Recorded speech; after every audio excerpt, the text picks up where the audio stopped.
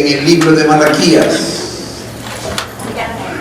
Algunos que conocen un poco ya la Biblia se ponen un poco nerviosos cuando hablan de Malaquías. Y dicen, el pastor va a predicar de diezmo y de los padres.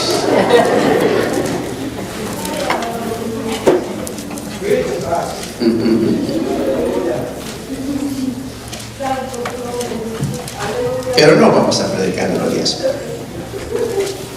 Libro de Malaquías, y vamos al capítulo 4.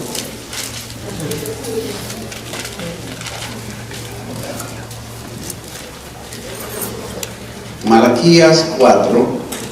Malaquías está el último libro del Antiguo Testamento, antes del libro de Mateo.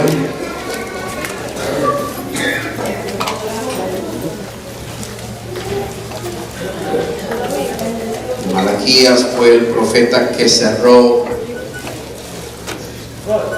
el Antiguo Testamento antes del silencio que hubo de parte de Dios de alrededor de 400 años. Hubo un silencio, no hubo palabra de Dios, no hubo manifestación, no se levantó ningún profeta. 400 años, un silencio de parte de Dios. Dios hizo una pausa. Malaquías fue el profeta que Dios levantó en ese momento con una palabra para el pueblo.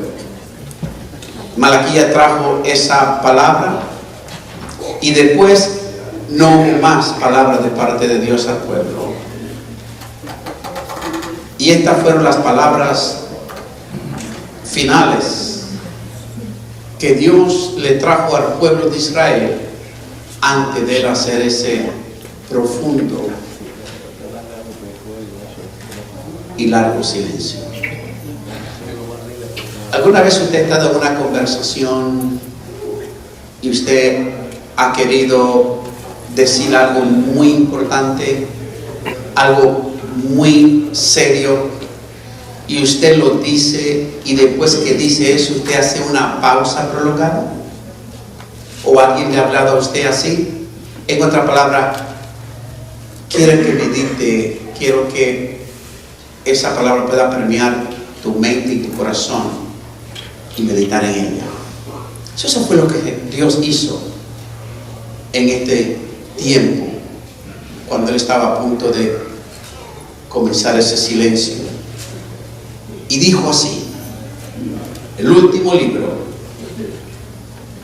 del Antiguo Testamento, el último capítulo del último libro, dijo así: he aquí el 4:5.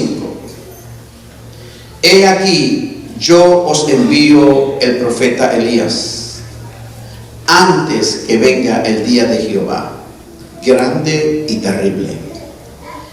Él hará volver el corazón de los padres hacia los hijos, y el corazón de los hijos hacia los padres, no sea que yo venga y hiera la tierra con maldición. No sea que yo venga y hiera la tierra con maldición. Dios habla una palabra profética para evitar que venga una maldición en estos últimos tiempos. Por lo cual Él iba a enviar al profeta Elías por la unción del profeta Elías en estos últimos días para evitar una maldición. Oremos. Padre, te doy gracias por esta palabra y por este pueblo que tú has preparado sus corazones para recibirla. Permite que este vaso de barro pueda exponer tu palabra bajo la unción y el denuedo que solo tú puedes dar, para alabanza y gloria de tu nombre y edificación de tu iglesia, en el nombre de Jesús. Amén y amén. Pueden tomar sus asientos.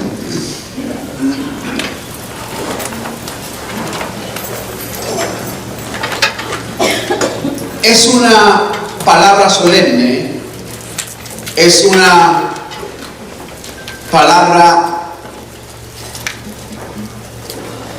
que Dios envió al pueblo, y en esta palabra Dios advierte al pueblo de dos cosas.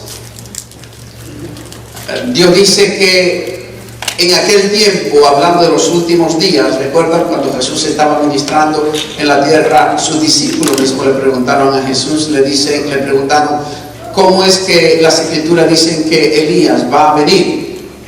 Y Elías va a venir antes de que venga el Señor.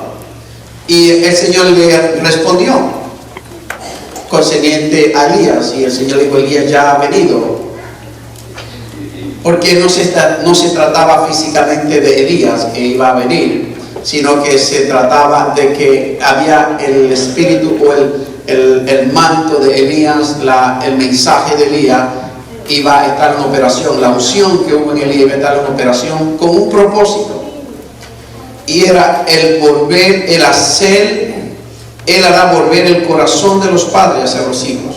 Dios dice, en los últimos días yo voy a enviar esa unción de Elías que hubo en Elías, ese manto que hubo en Elías con un propósito. Yo lo voy a enviar para hacer que Él vuelva el corazón de los padres a los hijos. Es interesante notar que la palabra que dice, no dice para que Él haga que el corazón de los padres se vuelva a los hijos, sino que Él dice que vuelva. La palabra vuelva significa que había una relación. ¿De qué estamos hablando? Estamos hablando de relación.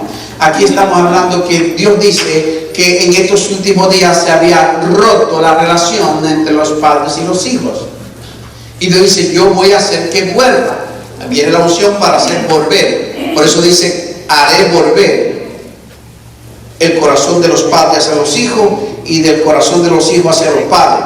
Y dice, no sea que yo venga, en otra palabra, que esta rotura traiga maldición. Y nosotros estamos viendo en esta generación, más que nunca, cómo la generación de hoy en día se está corrompiendo. Vemos la verdad, lo que nunca antes en la vida se había visto, en la historia, por lo menos ya a la edad que yo tengo.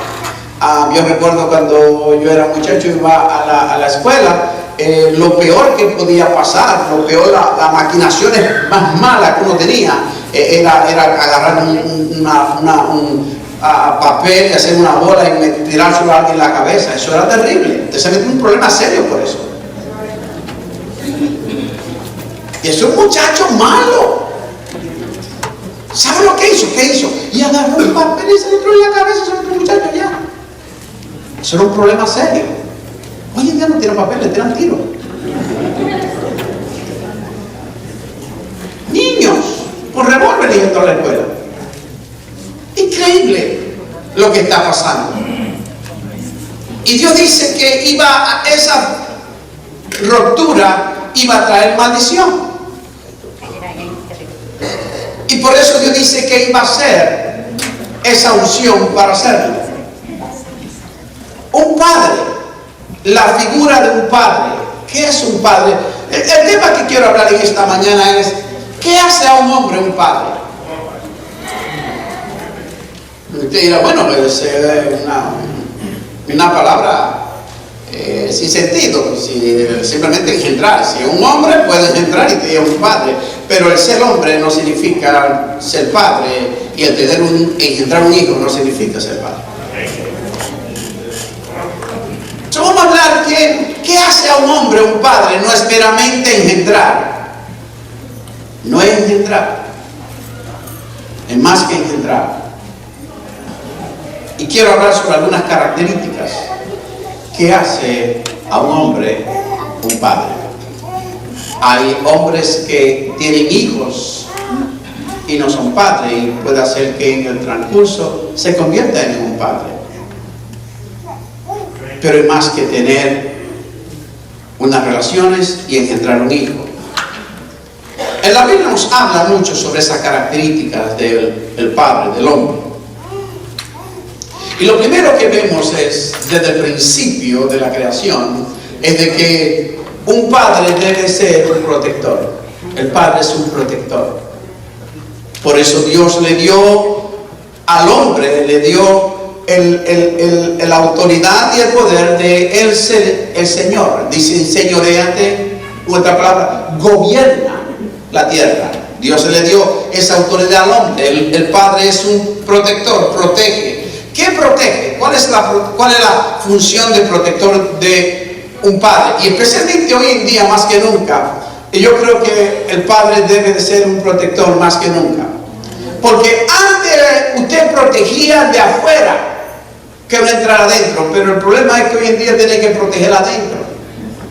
Porque a través del internet, ¿cuántos niñas y niños han sido violados y han muerto porque personas han entrado al internet, entran a ver, y los padres no le ponen atención a que el niño está entrando, que está viendo, quién le está mandando mensajes? Y hay miles de personas allá afuera que entran en esas páginas de niños.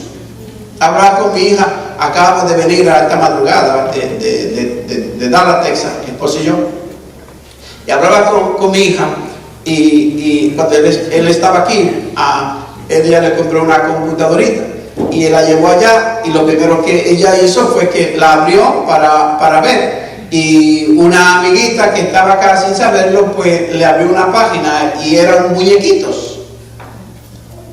Y ella lo mira, el papá lo mira y dice, es muñequito que está mirando, pero ella dice, pero Brenda, déjame ver qué es lo que los muñequitos están diciendo. Tenga cuidado con lo que usted ve, porque lo que usted ve no es lo que está escuchando.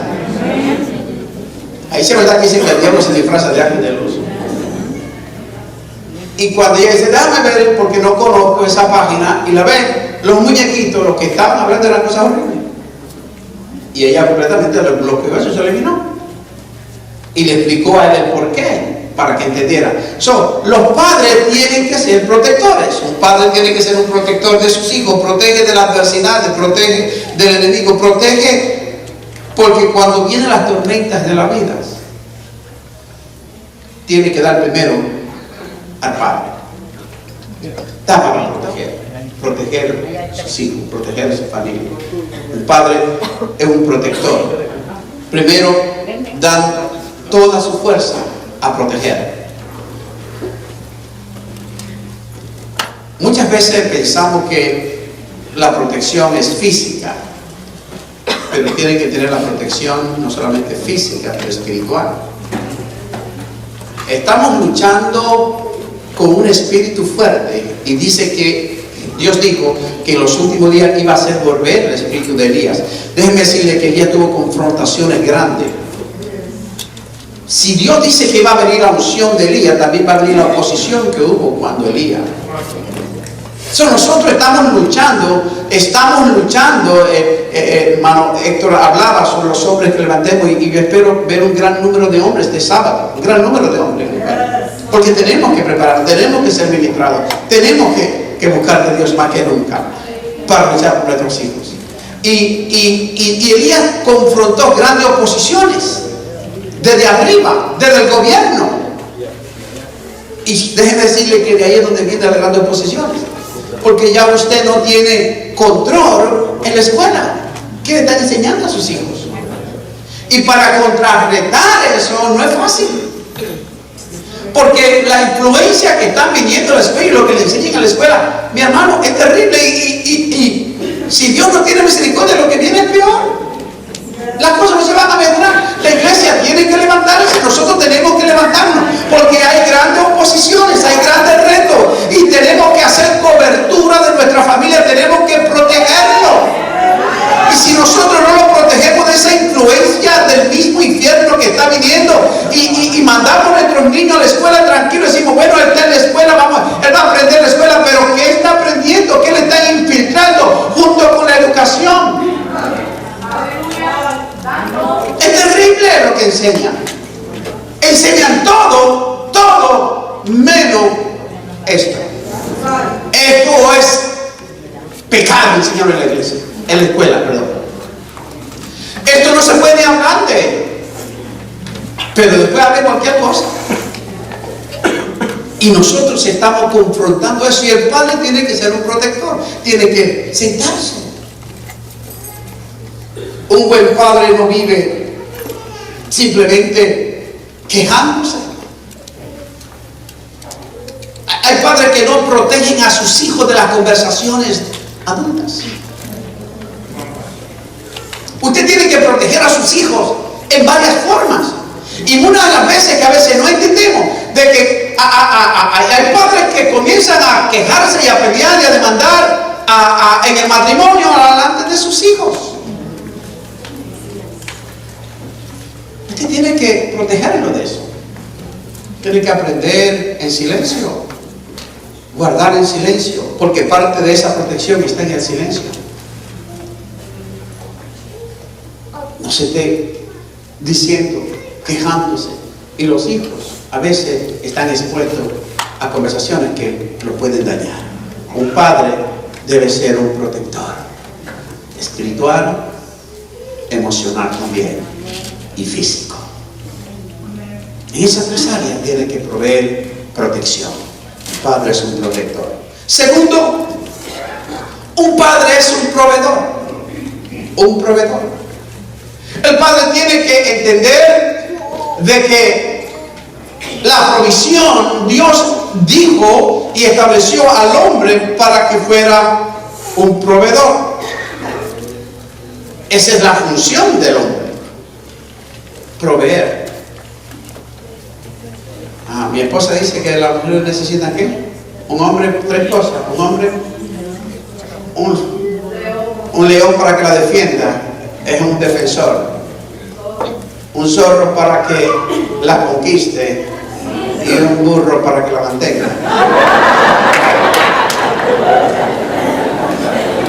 Miren todo lo que tenemos que hacer nosotros. ¿Usted se fija?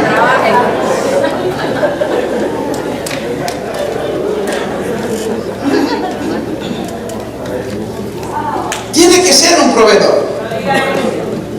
Miren lo que dice la Biblia. Escuchen bien lo que dice la Biblia.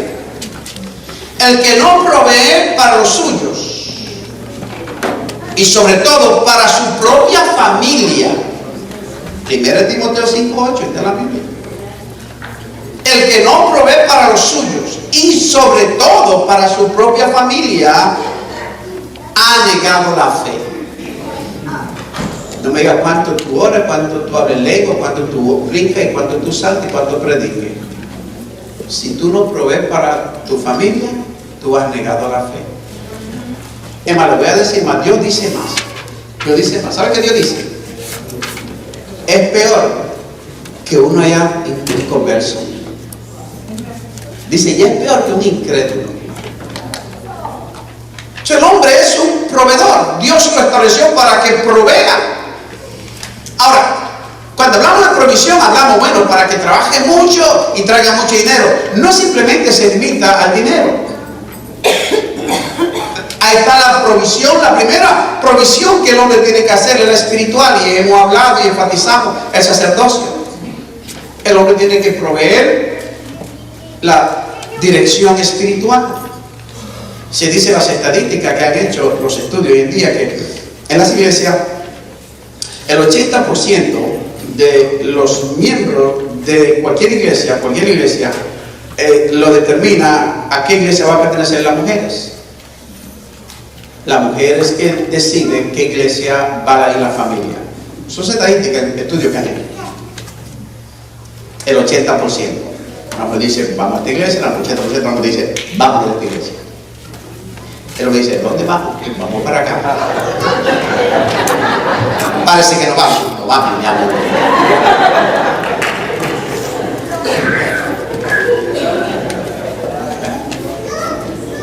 Nada más que dice, levántese que no vamos allá. ¿A dónde nos vamos, mi amor? Tú decides. ¿Y sabe por qué? Y nosotros lo vemos, usted lo puede ver. Porque las que se envuelven en los ministerios son las mujeres. En cualquier iglesia que usted vaya, el porciento más grande de la carga la llevan las mujeres. Entonces, como el hombre dice, al final tú eres el que va a envolverte, yo no, yo me voy a decir donde quiero me siento. Me da lo mismo sentarme aquí que sentarme allá que sentarme acá. Porque a ti quiero hacer lo mismo sentarme.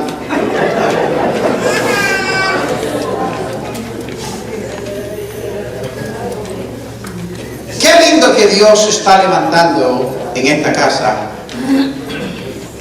hombres de sacerdotes.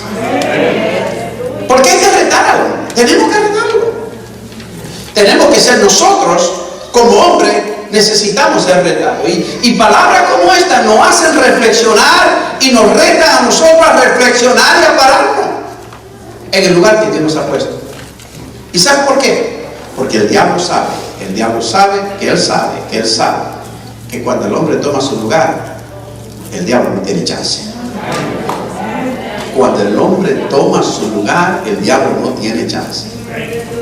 Y por eso trata de envolverlo y de llenarlo con cuantas cosas, con afanes, para desconectarlo de su propósito y de su llamada. Entonces, cuando hablamos de provisión, no simplemente estamos hablando de dinero, ni de ropa, ni de comida, ni de proveer un techo en la cabeza, ni ropa. Estamos hablando de una provisión espiritual, ser sacerdote en el hogar. Estamos hablando de una provisión emocional. Estamos hablando de una provisión física. ¿Cuántas veces está la ausencia en el hogar? Porque creemos que la provisión simplemente es dedicarse, trabajar y no proveemos el tiempo para estar y proveer esa presencia paternal.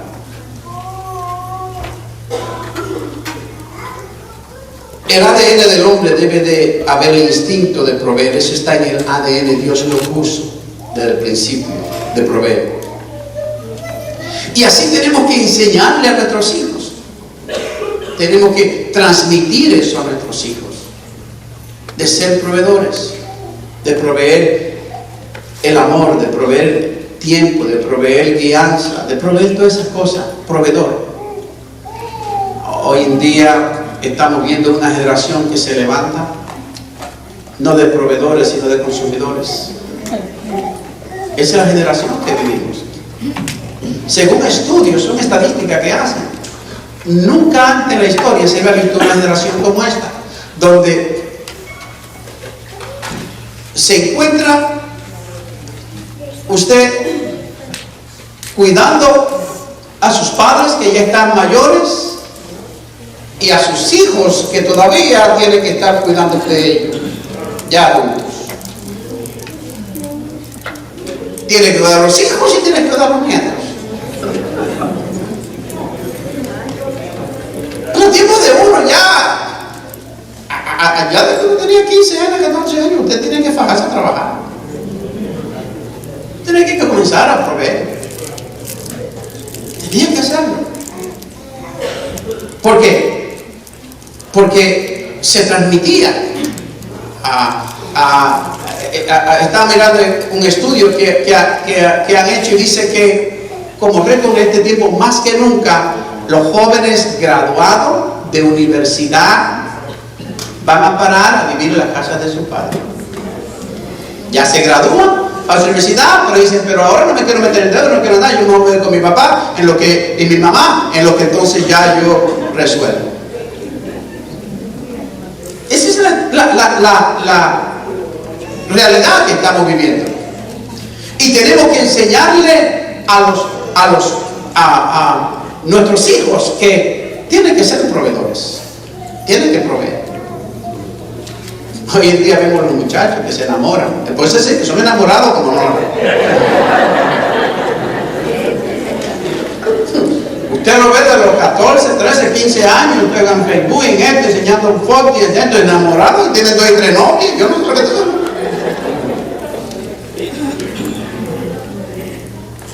Y se enamoran, y después se quieren casar, y ¿de qué va a vivir? ¿Va a vivir del amor?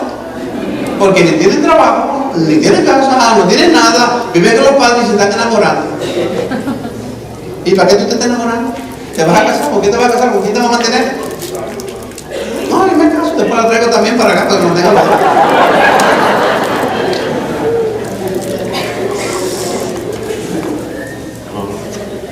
Hay que enseñar a esta generación de que tenemos que ser el proveedor. Tenemos que ser el proveedor. Esa es la realidad.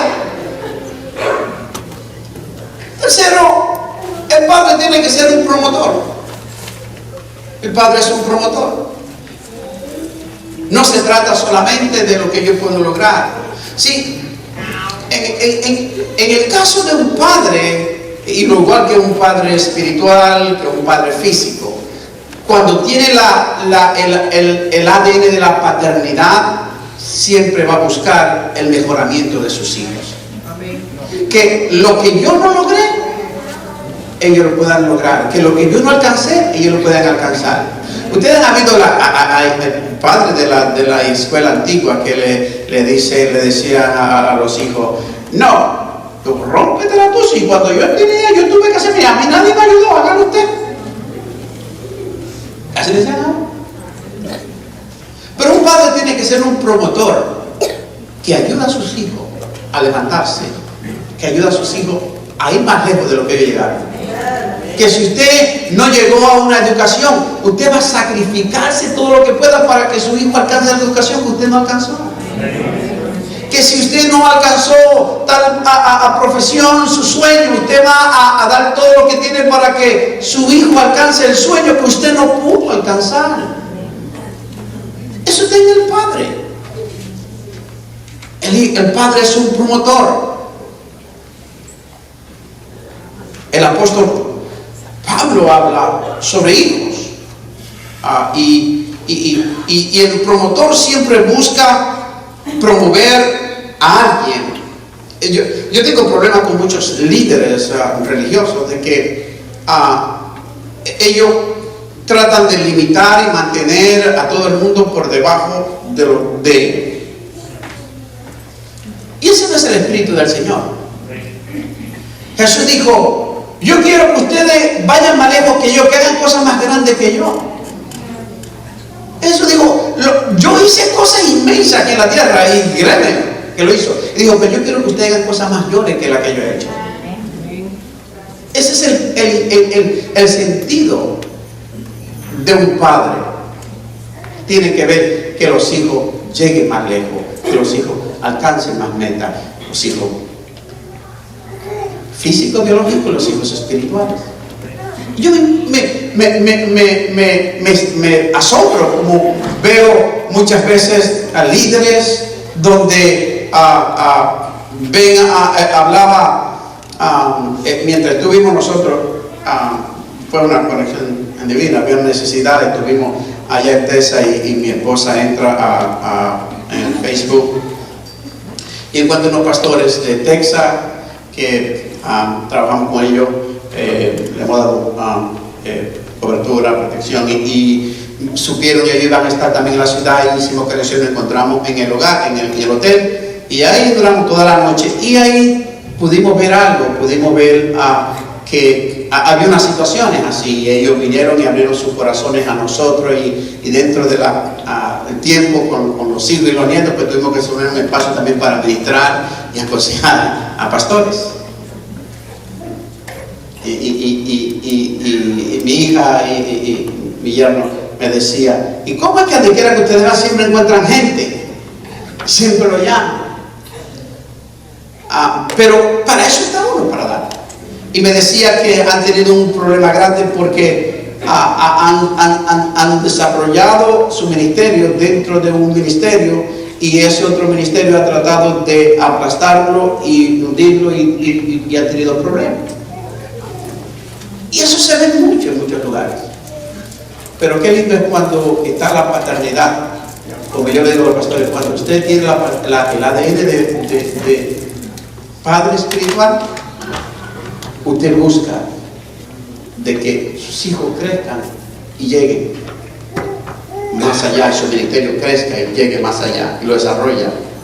Pablo le dice a Timoteo y a Tito, verdaderos hijos en la fe. Pablo le habla de verdadero hijo. Y me llama la atención porque dice verdadero hijo en la fe. Dice Timoteo, verdadero hijo en la fe. Luego dice a Tito, verdadero hijo en la fe. Y si él dice verdadero, significa que hay otros que no son verdaderos. ¿Por qué lo distingue de verdadero si no es porque no hay otros que no son verdaderos? Pero cuando usted distingue un verdadero hijo en la fe, Pablo entiende que lo debe de ayudar a desarrollar su potencial al máximo de lo que Dios le ha dado. Y ellos son los que van a traer luego consuelo. Luego Pablo dice que Dios que consuela a los abatidos lo consoló con la venida de Tito. Un momento de aflicción, Pablo estaba pasando un momento de grande, difícil en su vida, pero un hijo verdadero que él anteriormente lo había llamado verdadero hijo en la fe, fue quien vino a traerle consolación. En otras palabras, cuando usted siembra, usted va a cosechar. Usted siembra en vidas, y Pablo pudo cosechar. Un padre es un promotor. Un promotor porque tiene que empujarlo, hablarle palabras. ¿Cuántas veces en ignorancia, obviamente, algunos padres han marcado a sus hijos diciéndole: este muchacho, tú nunca vas a llegar a nada, tú tienes la cabeza cerrada, pero qué bruto tú eres? Y marcan a los hijos con palabras. Tú tienes que ser un promotor, tienes que empujarlo, decirle lo valioso que es, el potencial que hay en ti. Tú puedes, y hablar esa palabra que lo pueda promover y lanzar a tener éxito en la vida. Tiene que ser un promotor. Cuarto, tiene que ser un sacerdote en el hogar. Dios dice de Abraham, Dios lo llama, y Abraham fue el sacerdote de su casa. Y una de las cosas que Dios dice de Abraham, Dios le dice: porque yo sé que Abraham enseñará a sus hijos después de él para que me sigan y me teman. Oiga lo que Dios dice de Abraham. Dice: yo sé que Abraham va a guiar a sus hijos, y que Abraham va a guiar y lo va a enseñar. ¿Estamos nosotros tomando el tiempo para guiar y enseñar? Nosotros hablamos sobre el texto ese: instruye a niños su carrera, y cuando queremos apartar de ella. Déjeme decirle, mi padre fue ministro. De que yo tengo uso de razón, a mi padre lo conozco predicando, lo conozco en la iglesia. El día que mi padre partió con el Señor, digo el día porque después de ahí ya no duró 2 o 3 días, pero no recobró la conciencia. Fue un domingo en la noche. Yo estaba la iglesia quedaba como a 2 bloques de mi casa, y a mi padre, usted a 2 bloques, usted lo podía escuchar, la voz de él se resaltaba sobre todos los demás. Pues recuerden que allá no había aire acondicionado, todas las ventanas estaban abiertas, ¿no? Entraba cerrada aquí así. Y el día que él murió fue un domingo en la noche. Estaba predicando y acabó la predicación, y la última palabra fueron: gloria a Dios. Ahí tuvo un ataque al corazón masivo y cayó en el altar. En aquel altar no tenía alfombra, ni era de madera. Recuerdan que era concreto y le ponían loseta. Y cuando cayó ahí en pleno peso, mi padre, un hombre alto, cayó en pleno peso también. Aparte del ataque al corazón, se rompió. Esa fue la última palabra acabando de predicar mi padre. Y yo vi la conmoción de lejos. Yo estaba frente a mi casa, recuerdo como hoy en día. Estaba frente a una familia que vivía frente a mi casa, y vimos sentados esa noche hablando, y vimos la conmoción de todo el mundo corriendo, y salimos corriendo para ver a alguien vino a decirnos, y ahí fuimos. Y toda esa noche fue corriendo con mi padre, pero ahí mi padre partió con el Señor la última noche en el altar predicando. Aunque triste, pero una buena forma de irse, ¿verdad que sí?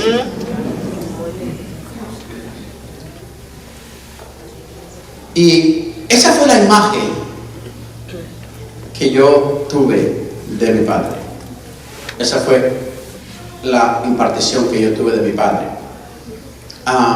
¿Cuánto hubiera dado mi padre por ver estos días? ¿Cuánto hubiera dado mi padre por ver estos días donde su hijo y el hijo menor, mi hermano menor, también pastoreando una tremenda iglesia en la ciudad de Nueva York? Pero yo sé que, aunque él no lo vio con sus ojos físicos, esas oraciones que usted hace, Padre, están delante de Dios. Porque Dios no es Dios de muertos, sino Dios de vivos. Por eso Dios le dijo a Abraham: va a instruir a sus hijos. Porque no importa lo que hizo Jacob y toda la trampa y que era un usurpador, pero las raíces que habían en él, que fueron impartidas por su padre, un día él se alineó, un día él buscó la dirección de Dios, un día él luchó con Dios y un día Dios lo tocó y Dios lo interesó. No se desanime, mi padre, ¿cuánto hubiera dado por verlo?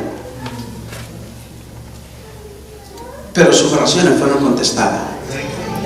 ¿Cuánto hubiera pensado él que aún mi hermano mayor, que era la oveja negra, ustedes lo conocen, ¿no?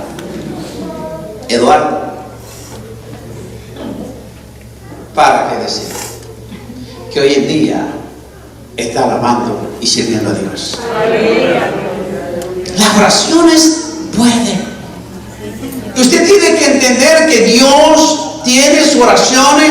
Cuando usted siembra en sus hijos, cuando usted le enseña a sus hijos, usted confía en Dios, en el ejemplo, Dios lo va a hacer en su tiempo. Dios lo va a hacer. Dios va a contestar esas oraciones. Y Dios fue contestando cada una, que hoy en día todos, mis hermanos y hermanas, todos le sirven al Señor.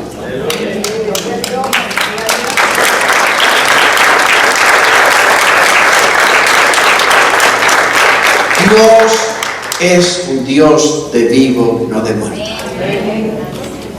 El enemigo quiere muchas veces, y mire, ¿para qué? Si tú mire cómo están, y mira que al revés, y mira esto. Confía en Dios, enseña la palabra, da el ejemplo, ser sacerdote, ministra la palabra, y tú vas a ver que Dios va a hacer la obra.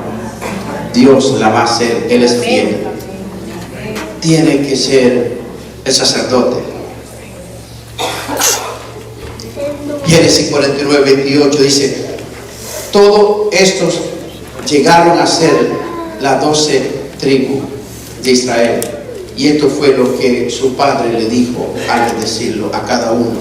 Lo bendijo con su respectiva bendición.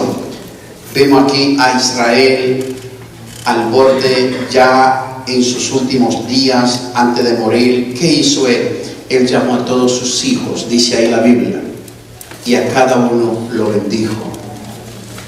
La bendición es muy importante de un padre. Dice que él bendijo. Miren lo que dice la Biblia. Dice que a cada uno lo bendijo con su respectiva bendición. En otras palabras, que cada uno tenía una bendición en particular, tenía un propósito de Dios individual, y a cada uno lo bendijo. Bendiga a sus hijos. Bendiga a sus hijos. Bendiga. No importa que usted lo bendiga, porque usted es el sacerdote y esas palabras son poderosas. Para ser el sacerdote del hogar tiene que tener una vida de oración. Aunque tenemos que entender que no siempre todo el mundo ora igual, pero usted tiene que tener una vida de oración, orando por sus hijos. Pablo dice en 1 Timoteo 2:8: quiero pues que los hombres, ¿quieren? Oren en todo lugar. Si no solamente en la iglesia que se ora, es en todo lugar. Levantando manos piadosas, sin ira ni discusión. Eso incluye el hogar. Eso incluye el hogar. Dice que levante manos limpias, sin ira ni discusión. No que levante las manos a su esposa, que levante las manos a Dios sin discusión, ¿eh? Dice sin discusión y sin ira, porque Porque hay manos que se levantan con ira. Pero dice, levante su mano sin ira y sin discusión en todo tiempo, bendiciendo al Señor. Quinto, tiene que ser un profeta. El padre tiene que ser un profeta. Tiene que hablarle a su futuro. Hable al futuro de sus hijos. Tiene que declarar lo que él va a hacer, no lo que él es. Declare a sus hijos lo que él va a hacer. Hable al futuro de sus hijos. Profetícele. Tiene que buscar a la profeta o profeta. Usted, sacerdote de la casa, profetícele a sus hijos. Usted es un hombre de Dios, usted es una mujer de Dios, que va a servir a Dios y profetícele. Declare la palabra de Dios sobre sus hijos. Tiene que hablar de su futuro, tiene que declarar lo que Dios va a hacer en él.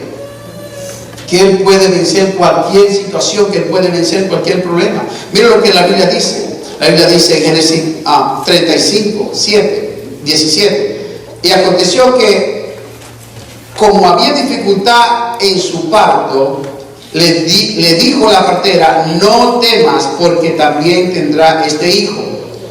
Pero sucedió que al dar el último suspiro, porque murió, llamó el nombre de su hijo Benoni, que significa hijo de aflicción. Pero su padre lo llamó Benjamín, significa hijo de mi mano derecha, o hijo de mi fortaleza. Así murió Raquel y fue sepultada. Raquel, cuando tuvo el hijo de Jacob, dice que en el parto tuvo un mal parto, y en el momento de su aflicción, antes de morir, porque murió en el parto, dice la Biblia que le dio un nombre. Recuerde que el nombre era muy importante, porque el nombre definía el destino y el futuro y el propósito de ese niño. En otra palabra, ella maldijo a ese niño. Ella le dijo aflicción. Era un hijo de aflicción, y toda su vida será aflicción. ¿Por qué? Por el dolor que ella tenía. No permita que el dolor tuyo lo transmita a tus hijos. Muchos padres transmiten el dolor de ellos a los hijos de ellos. Muchos padres transmiten las heridas de ellos a los hijos de ellos. No transmitas maldición a tus hijos. Transmítele bendición a tus hijos. El padre tiene que ser un profeta que transmita bendición y no maldición. Raquel, por el momento de desesperación y el dolor y la angustia a punto de morir, dijo: este hijo de aflicción. Pero cuando Jacob vino y escuchó eso, dijo: ¡no! Y él canceló esa maldición. Y dijo: este no va a ser. Ha venido sí el dolor, ha venido el fracaso, he perdido a mi esposa. Recuerden que la amaba. Recuerden que es la historia de él, que fue la que él se enamoró locamente y trabajó 7 años por ella. ¿Recuerdan? Y dice que los 7 años se le fueron como nada, porque estaba enamorado el hombre, que olvides. Y trabajó 7 años, que le dijo: entrégame a mi mujer. Dijo: está muy bien, acuéstate que te la voy a entregar. Y cuando era de noche, que estaba oscura, le metió a la otra Lea. El hombre se acostó con Lea y durmió con Lea como si fuera Raquel. Pero el otro día se dio cuenta y le dijo: no, y lo engañó, la amaba, y luego lo hizo que trabajara 7 años más, y trabajó otros 7 años más, porque amaba a su mujer. Y recuerden, es el amor que tenía hacia ella. Y ahora muere. Había dolor en el corazón de Jacob, pero él no permitió que ese dolor lo transmitiera a su hijo. Él no permitió que su hijo fuera marcado con maldición. Él dijo: no lo va a llamar así. Él lo cambió. Él dijo: se va a llamar Benjamín, que hijo de mi mano derecha. Lo bendijo. ¿Sabe qué? Esa tribu vino a ser una descendencia poderosa, que reyes nacieron de ella.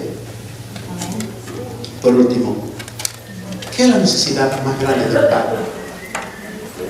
Es la honra. Todo esto da un padre, todo esto tiene que hacer un padre. Pero ¿qué es la remuneración de un padre? La remuneración más grande de un padre no es que el hijo trabaje o la hija trabaje y traiga mucho dinero y que le den y que le nada. La única remuneración más grande del padre es la honra.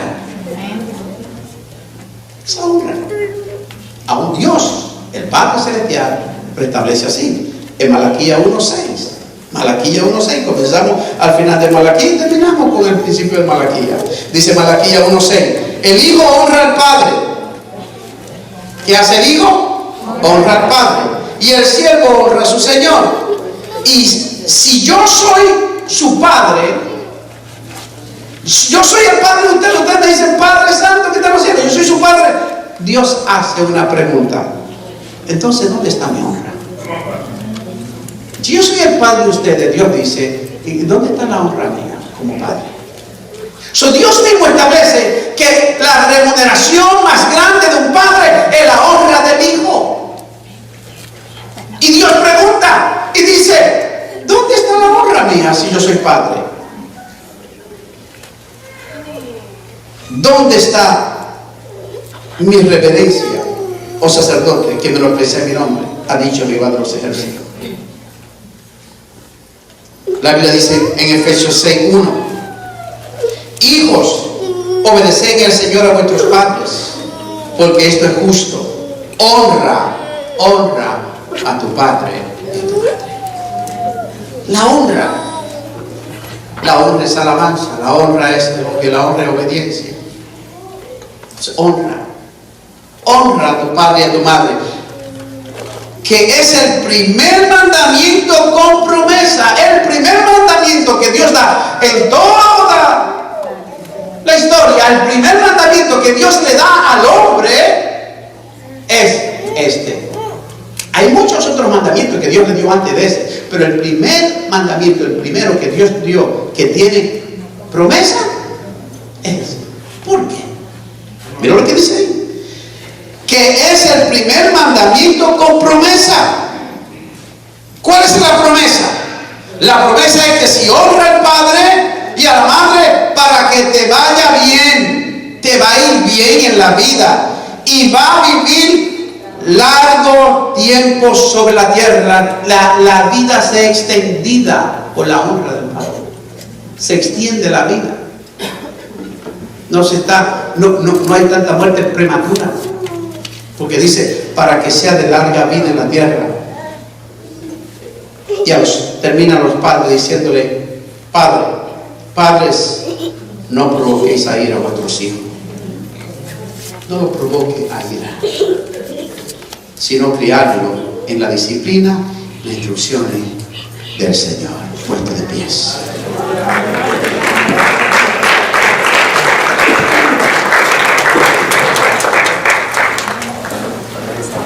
Padre, gracias te damos por estas instrucciones de tu palabra que tú nos has dado este día.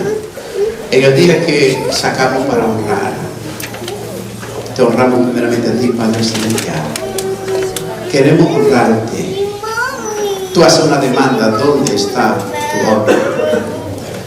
Tú dices en tu palabra en el libro de Proverbios que te honremos con lo primero de nuestros frutos, que te honremos. Y que al traer nuestro diezmo y ofrenda es una honra que lo hacemos de acuerdo a tu palabra. Ayúdanos a honrarte con lo que tenemos, con lo que somos, con lo que hacemos. Y ayúdanos, Señor, a reflexionar en nuestras vidas. Que aun aquellos que tienen sus padres en este día puedan brindar la honra de vida a ellos, para que su vida sea bendecida, para que le vaya bien. Es el primer mandamiento con promesa que tú nos has dado. Y permite que al reflexionar, Señor, en este día sobre los padres y hermanos del Padre, podamos entender como hijos y como padres nuestro rol, para que tú seas glorificado y tú seas agradecido. En el nombre de Jesús. Amén y amén. ¿Cuánto dan gloria a Dios? Gloria a Dios.